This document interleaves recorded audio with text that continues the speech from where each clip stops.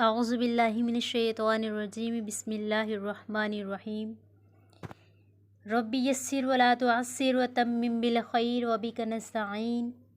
Rabbi यस्सिर वला तुअस्सिर वतम्मिम bill खैर वबिका नस्तईन। Rabbi यस्सिर वला तुअस्सिर वतम्मिम बिल खैर वबिका नस्तईन। अल्लाहुम्मा रब्बि ज़िदनी इल्मन व हिफ्ज़न व अमला। अल्लाहुम्मा रब्बि ज़िदनी इल्मन व हिफ्ज़न व अमला।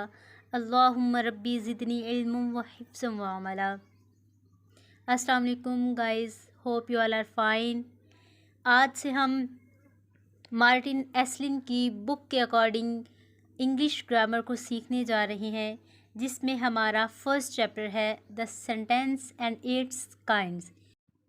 So in this video we will discuss in detail the what is sentence and how many its kinds. So let's start. What is sentence? When we speak or write, we use words. हम जब भी बोलते हैं, बात करते हैं या कुछ भी लिखते हैं तो हम क्या करते हैं? We use words. हम लफ्ज़ों का इस्तेमाल करते हैं and we generally use these words in groups. और हम इन लफ्ज़ों का इस्तेमाल आम तौर पर क्या करते हैं? ग्रुप्स की फॉर्म में यूज़ करते हैं। For example, Ali went to Lahore. Ali Lahore गया। अब इसमें अली एक नाउन है। अली को जब हम अलग बोलेंगे तो हमें सिर्फ ये समझ आएगा कि अली किसी का नाम है। अगर हम वेंट को अलग बोलेंगे तो हमें समझ आएगा कि ये वर्ब की सेकंड फॉर्म है। अगर हम लाहौर को अलग बोलेंगे तो हमें समझ में आएगा कि ये किसी सिटी का नेम है। और टू को अगर हम अलग बोलेंगे तो हमें समझ आएगी कि ये सिर्फ एक प्रपोजिशन है। तो जब इन मुख्तलिफ वर्ड्स को, डिफरेंट वर्ड्स को, Ali, went, to and Lahore, इनको जब हम ग्रुप्स की फॉर्म में यूज़ करेंगे तो वो क्या बन जाएगा? वो एक सेंटेंस बन जाएगा। So the exact definition of sentence is a group of words which make complete sense. It is called a sentence. लफ्ज़ों का वो मजमुआ जो एक पूरी बात समझा दे, जिससे हमें एक पूरी बात समझ में आ जाए, वो क्या कहलाता है? वो एक सेंटेंस कहलाता है। Let's move towards its kinds. How many kinds of sentences? Sentences are of 4 kinds. Sentences की 4 किस्में हैं। First is declarative or assertive sentence. The second is interrogative sentence. Third is imperative sentence. And the fourth is exclamatory sentence. Let's learn about these kinds in detail with examples.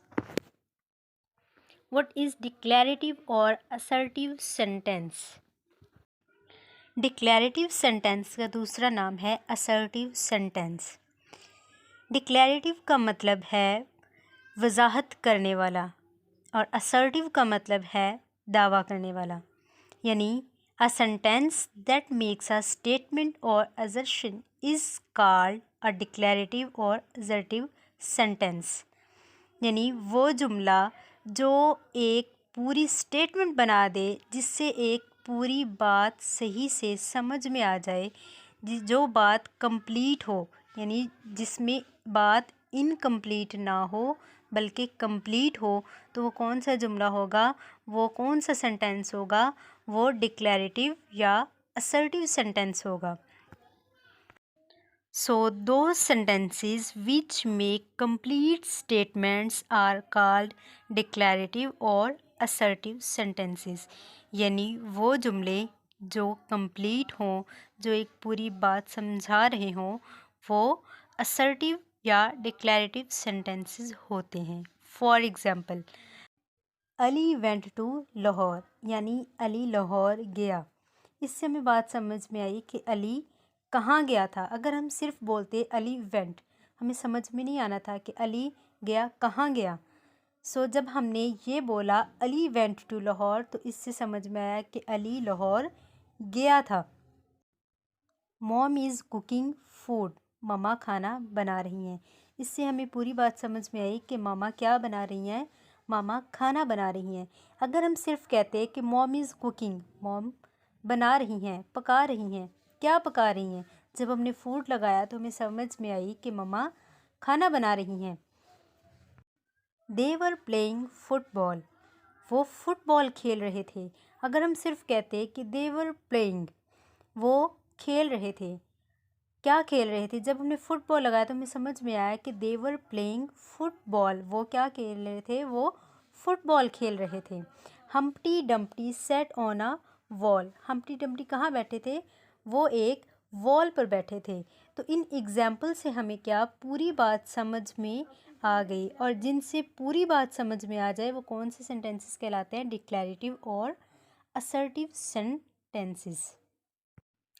The second kind of sentence is interrogative sentence.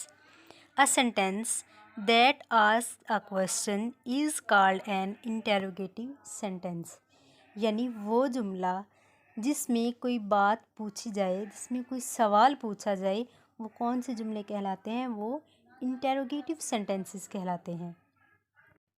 Those sentences in which we ask questions to each others are called interrogative sentences. यानी वो जुमले जिनमें हम एक दूसरे से सवालात करते हैं, तो एक दूसरे से कुछ पूछते हैं, तो वो जुमले कौन से कहलाते हैं, वो इंटेरोगेटिव सेंटेंसेस कहलाते हैं। For example, where are you going, तुम कहाँ जा रहे हो, इसमें सवाल पूछा जा रहा है। व्हाट्स योर नेम, तुम्हारा नाम क्या है, इसमें भी सवाल पूछा जा रहा है। In which class do you read, तुम कौन सी क्लास में पढ़ते हो, इसमें भी सवाल पूछा जा रहा है। हाउ आर यू, तुम कैसे हो, इस सेंटेंस में भी सवाल पूछा जा रहा है। तो वो सेंटेंसेस जिनमें क्वेश्चन किया जाए, जिनमें कुछ पूछा जाए, वो इंटेरोगेटिव सेंटेंसेस कहलाते हैं। The third kind is imperative sentence. A sentence that expresses a command, means order, or an entreaty, means request, invitation, warning, or instruction is called an imperative sentence. वो जुमले जिनमें किसी को कुछ हुक्म दिया जाए, किसी से कोई रिक्वेस्ट की जाए, या किसी को कहीं इनवाइट किया जाए, या किसी को वार्न किया जाए कि ख़बरदार तुमने ये काम करना है, या ख़बरदार तुमने अगर ये काम किया तो, और इंस्ट्रक्शन, ये किसमें किसी को हिदायत दी जाए, तो वो जुमले क्या कहलाते हैं, इम्पेरेटिव सेंटेंसेस कहलाते हैं। दो sentences in which we express commands, requests और entreaties and offer advices are called imperative sentences. Imperative sentences don't have a subject. Imperative sentence में मेन पॉइंट ये है कि इसमें सब्जेक्ट यूज़ नहीं होता। फॉर एग्ज़ाम्पल, बी क्वाइट, यानी खामोश हो जाओ, इसमें एक तो ऑर्डर दिया जा रहा है और दूसरा इसमें सब्जेक्ट नहीं है, यानी यहाँ पर यू जो है वो अंडरस्टूड है, यानी यू बी क्वाइट, तुम खामोश हो जाओ। And second, have mercy upon us, please हम पर रहम करो, इसमें क्या है, इसमें रिक्वेस्ट की जा रही है। Next is now wash your hands, यानी अपने हाथ अब धो लो, इसमें क्या, इसमें भी ऑर्डर दिया जा रहा है। प्लीज़ सिट हेयर, प्लीज़ यहाँ पर बैठ जाओ, अब यहाँ इसमें क्या है, प्लीज़ सिट हेयर, इसमें एडवाइस दी जा रही है कि प्लीज़ आप यहाँ बैठ जाएं, इंस्ट्रक्शन दी जा रही कि आप बैठ जाएं। Get vaccinated before your holidays, यानी अपनी छुट्टियों से पहले पहले वैक्सीन लगवा लो, इसमें एक ऑर्डर दिया जा रहा है कि छुट्टियों से पहले पहले तुम्हारी वैक्सीनेशन हुई हो, तुम वैक्सीनेटेड हो। तो वो सेंटेंसेस जिनमें ऑर्डर दिया जाए, रिक्वेस्ट की जाए, किसी को इनवाइट किया जाए, किसी को इंस्ट्रक्शन दी जाए, किसी को एडवाइस दिया जाए, वो कौन से सेंटेंसेस होते हैं, वो इम्पेरेटिव सेंटेंसेस कहलाते हैं।